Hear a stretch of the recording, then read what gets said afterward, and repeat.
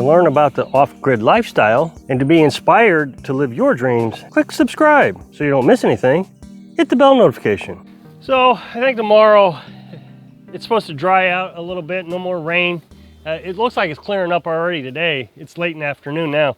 I'll get busy on the chicken coop again. I only got a little bit left to do down here to close up the nesting boxes. I just put some metal on and it should be done. And then I got to hang two doors, you know, the door that flaps up off this one and then the front door. So I got to get some hinges and then that project will be done. Now yesterday I told you that I had gotten some firewood from a guy. He had some trees that were cut down by a tree service. They charge extra if they have to take the wood.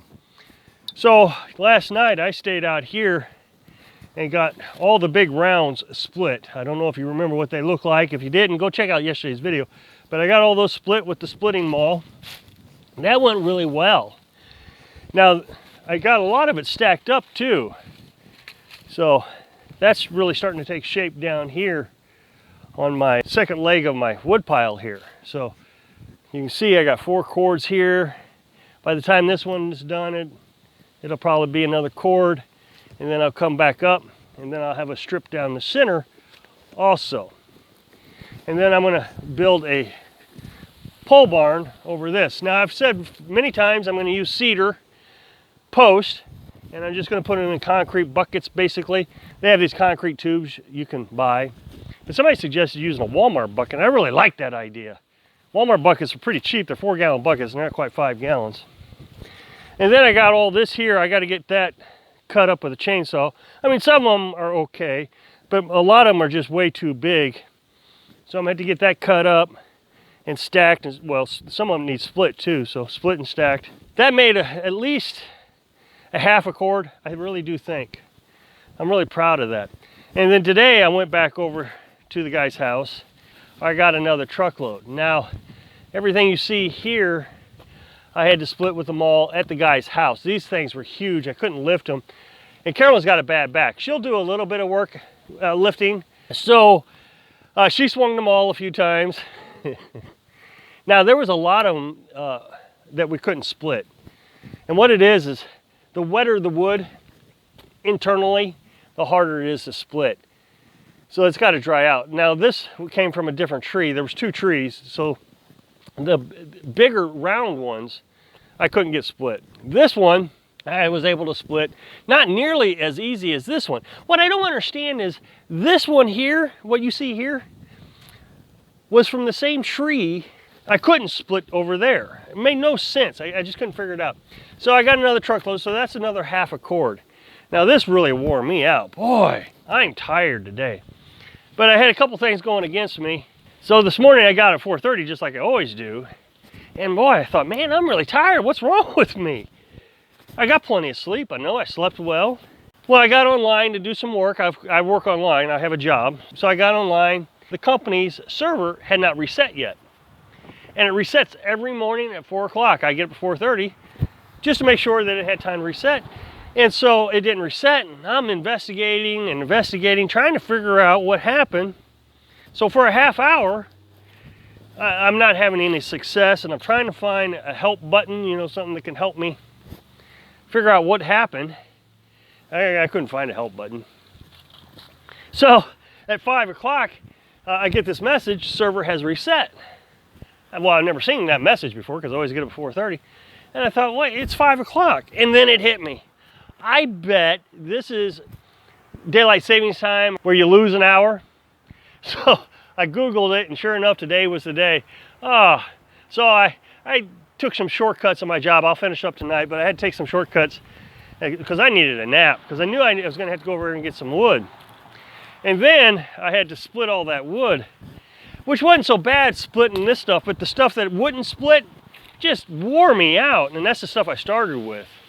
So by the time I got this truckload done, I was just spent. I mean, I was done. My lungs, you know how your lungs kind of get tired? I don't know what you call it. I don't want to say hurt. They didn't hurt, but you know, you're coughing, and I was pretty tired. So I got back and I took another nap. I'm feeling pretty lazy today. I worked hard, but man, I'm feeling lazy. I want to get the truck unloaded, but I'm saying no, I'm not going to do it today. I'll wait. Now, I've been talking about several projects that I want to get done. And Carolyn and I have decided that what we're going to do is we're going to fix this well. I'm just tired of dealing with it. For those of you that have been with me for a long time know that we have problems with our well. And I'm just going to fix it. Now, it looks a mess, and that's just what it is. It's a mess. First of all, the first thing that's happened that's most obvious is there was a tree over here just behind the camera. It has fallen and busted up the well housing. Well, I didn't even know what I wanted to do on how to fix that. But I think what I'm going to do is I'm just going to buy that metal that you saw in the chicken coop. It's so cheap, it's $12 a piece. And I'm just going to build another shack around this. And that should serve just fine. But more importantly than the well housing, that's just a visual thing, and of course you got leaves that fall down in here, is the well casing is broke. So in order to understand how a well works, they drill a hole down, in this case 130 feet. So they say the well is 130 feet, that's what's on the title, but when I actually ran this hose down there, it's only 100 feet. So either it has filled in with sediment over the last 25 years, 30 years, or somebody has dropped something down there like a well pump or something. There's something down there. I mean, and it's 30 feet worth of something. But regardless, water starts at what, 70 feet? I don't remember. I think the water is at 70 feet. So I got 30 feet of water, and it's a good amount of water. I mean, and it fills up quick. I mean, real quick. I can empty the well and within 5 minutes have water coming back out. So it has a good recovery rate, and that's important when you have a well. So what they do is they drill down in the bedrock, and that's where the water comes from. Well, so you got the hole, and then they run a steel tube down the hole, 6 1/4 inches, I think is what it is, 6 inches, 6 1/4 inches.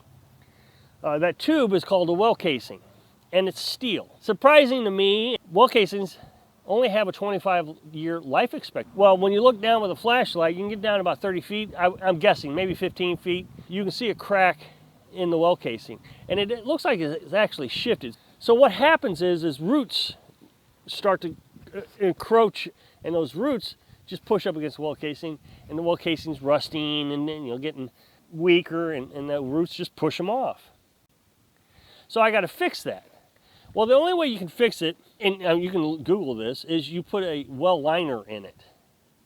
And what you do is you get 4-inch PVC pipe. Then you can get this well boot. I don't know, I don't think it's called a boot, but you put the PVC pipe onto this boot.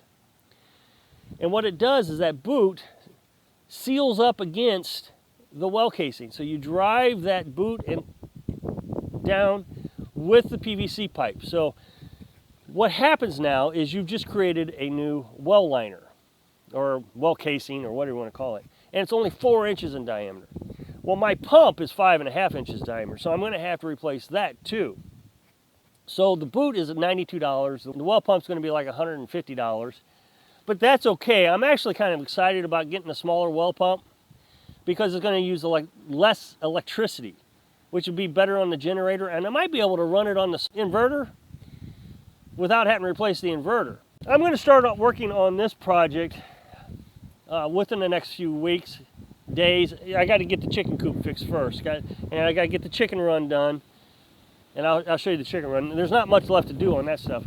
So on my next paycheck, which is just a few days away, I'm going to start working on this after I order all the components. So I've talked about all the projects I want to get done. I've talked about the pole barn. I'm going to get that done this summer. I've talked about the porch. I'm going to get that done this summer.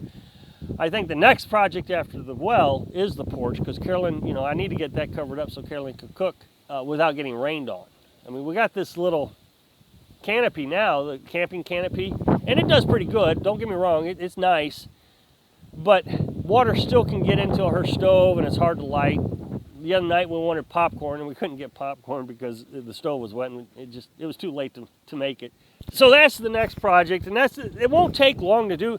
I will tell you, I'm extremely nervous about doing it. If for some reason I mess it up, then I'm out of well. I don't have a well. and hard telling how much it's going to cost to replace it. So what I'm going to do is, my first length of PVC, I'm going to experiment. I'm going to go slow. I'm not going to rush it. One guy says you need a machine, like a skid steer or something, to push that pipe down. But I saw another video where the guy just let it slide down. Kind of had to push it down a little bit. If I got to use a machine to push it down, what I think I'll do is I'll put a block of wood on top of the PVC pipe, because the PVC pipe's 10 feet tall. And I can stand up here on this wall here, this busted up wall, and I can grab a hammer and I can slam it down, or maybe the back end of my maul, and drive it down. But if I want to go slow at first, make sure that what I'm doing is correct. That way if I got to pull it out, I'll still have the ability to pull it out. I hope I can inspire you to forget about daylight savings time when you're living your dream. Thanks for watching.